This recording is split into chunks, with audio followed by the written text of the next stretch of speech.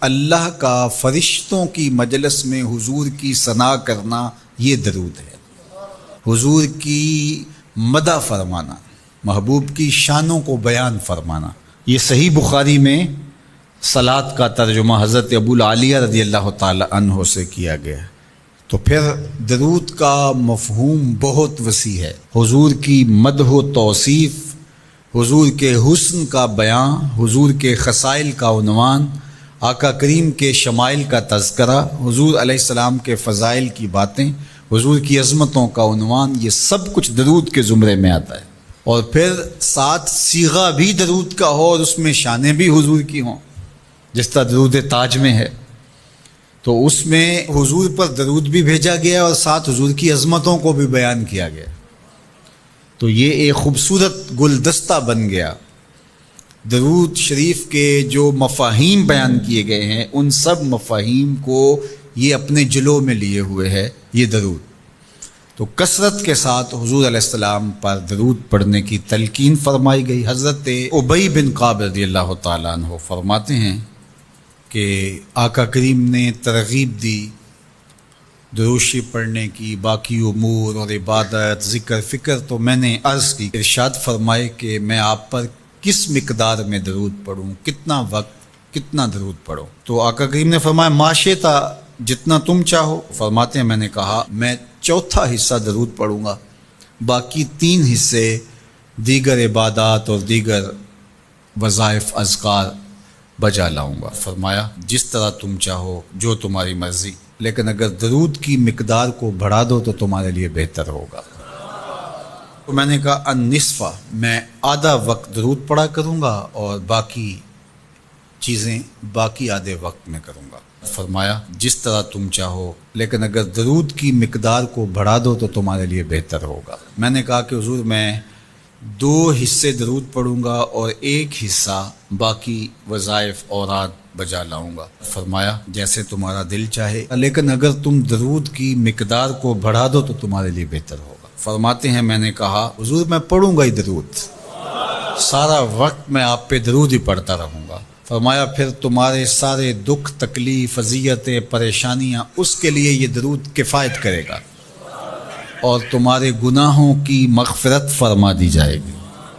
تمہاری پریشانیاں، تمہاری اذیتیں، تمہارے دکھ، دور موجود میں لفظ بولا جاتا ہے ٹینشن، تمہاری ساری ٹینشن، تمہارے سارے معاملات حیات کی بے ترتیبیاں، پریشانیاں، دکھ، اذیتیں، سب کچھ ختم ہو جائے گا۔ درود سب دردوں کا مداوع ہو جائے گا، سب دکھوں کا علاج ہو جائے گا، سب پریشانیوں کا حل ہوگا، سب مصیبتوں کا مداوع بن جائے گا، اور ساتھ ساتھ تمہارے گناہ بھی بخش دیے جائیں گے۔ تو درود جتنی کثرت کے ساتھ پڑھا جائے، اللہ کی اتنی ہی رحمتیں نازل ہوتی ہیں۔ تو باقی وظیفے، باقی اوراد، وہ بھی فضل و شرف والے ہیں، لیکن حضور نے فرمایا کہ پھر تمہارے لیے ایک درود ہی کافی ہو جائے گا۔ اللہ اکبر۔ فرمایا جو میرے اوپر 1 مرتبہ درود بھیجتا ہے، اللہ اس پر 10 رحمتوں کا نزول فرماتا ہے۔